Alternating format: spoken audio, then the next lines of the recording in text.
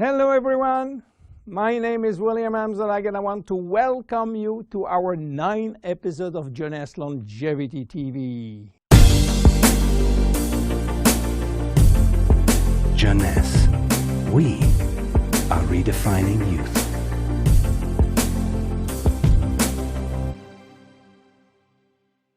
Obesity, or should I say globesity.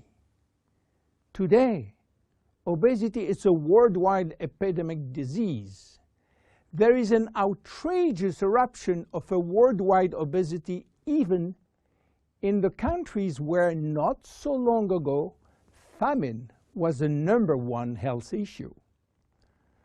The fatness of the world is changing rapidly, and this is very disturbing because it's going out of proportion and nobody can get any control of this new epidemic. Many children become obese and then become obese adults. The diseases associated with obesity, such as heart disease, cancer, and especially diabetes, will explode. That will mean a lot of sick people all over the world. The cost in terms of death, diseases, and money spending is just astronomical. Think about today. There is in the world about 3 billion people overweight and 800 million real obese. The cost of obesity in the United States is about $150 billion per year, which is 10% of the total US medical cost. So, what is the difference between overweight and obese? Overweight means that you gain only few kilos above standard, from 1 to 15 kilos for adults. Above this threshold, you're considered as obese. If you wish to get more detailed information, then you have to calculate your BMI, which means your body mass index, by using the following formula: your weight in kilo divided by your height in square meters. If your BMI shows score under 18.5 per square meter, it means that you need to gain weight. You are underweight. If it is between 18.5 and 25, you are in normal standard. Between 25 and 30, you are overweight, and above 30, you are qualified for obesity. Note that BMI is a standard tool which do not apply in extremes like very tall people or very small people, and also should be adapted to children. Why people become obese?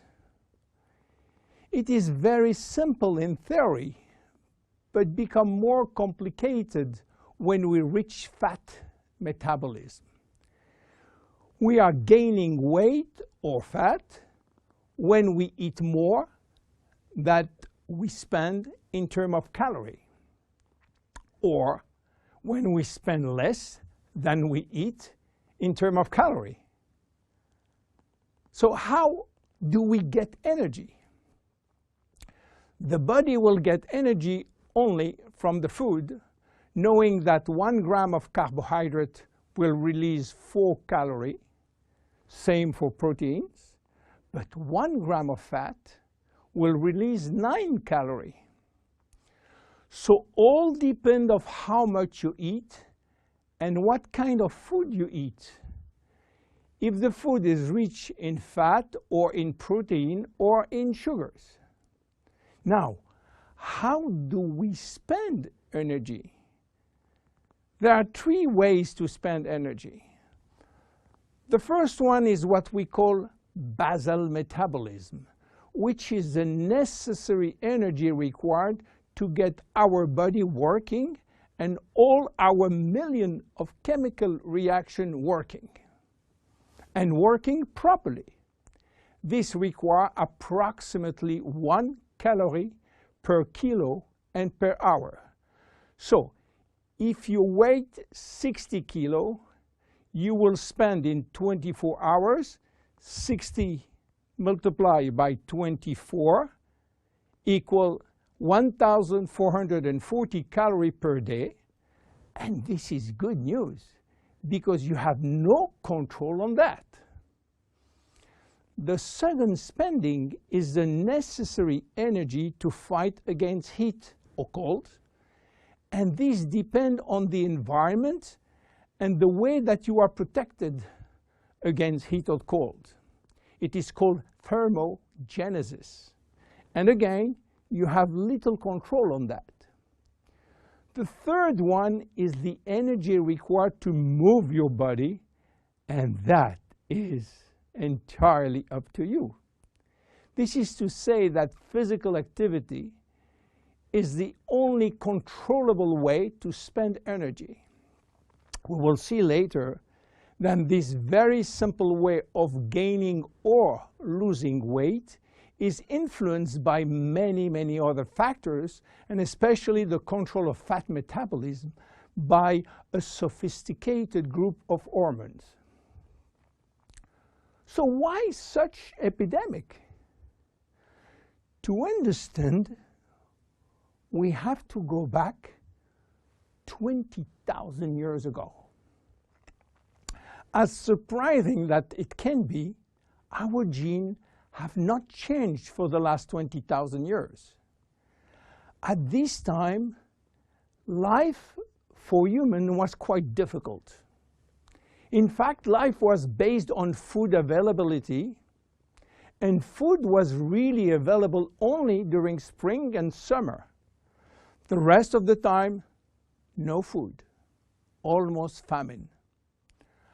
Our genes has to adapt and to work in accordance with this alternance of abundance and famine, and they create a kind of energy storage.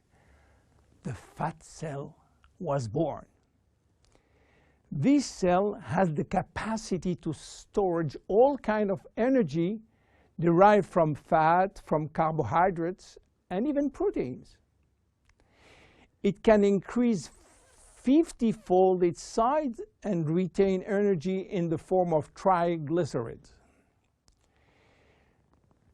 Because of uncertainty of food availability, our genes were oriented toward the saving mode, which means that every time we eat, all the energy coming from the food was oriented in the storage facility. What happened 20,000 years later? Our genes are still oriented towards saving mode, but there is no more famine.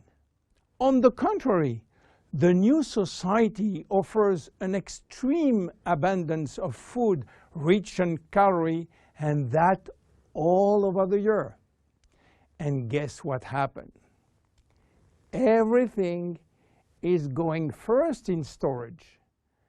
And once in storage, it is very difficult to get out. You understand now why it is very difficult today not to gain weight or fat. But there is another factor. 20,000 years ago, in order to bring food at home, men were hunting, fishing, or climbing trees to get fruits. And that was a huge energy spending mode. Today, with a new technology created for lifting heavy items or escalator or elevator, we reduce drastically our energy spending. You understand now why it is so easy to gain weight or fat. What are the consequences of obesity in terms of health and longevity? To make a long story short, it is a disaster. Being and staying obese will lead to a long list of chronic diseases, including cardiovascular disease, diabetes, cancer, metabolic syndrome, and consequently a drastic shortening of life. That will not account for the uncomfortable physical, emotional, and mental consequences of being heavy for ourselves and for our relationship. In terms of aging, obesity is shortening telomeres, increasing DNA damage, and reducing stem cell pool. So what to do for reducing obesity? Obviously, it is quite difficult considering the worldwide effort of the medical community with so small results. Health authorities are repeatedly organizing campaigns to inform people about the consequences of eating too much sugar or fat or the lack of exercise. But the food industry until now do not help and still putting on the market food rich in bad sugar and bad fat. The first step is to be convinced that improving your lifestyle, which means improving your nutrition, your physical activity, managing your stress and your emotion, in order to stop impulsive eating, will be a very good action to preserve your life and your longevity. The second step will be to use specific food supplements to help managing your fat metabolism and rebuild the muscles that you lose when lacking exercise. This is why Jeunesse decided to create a new line of product specially designed to counteract craving, to help fat metabolism, and to reduce muscle loss. Be with us in our next episode dedicated to the Zen body line. My name is William Amzalag, and I will see you on our next episode. Thank you.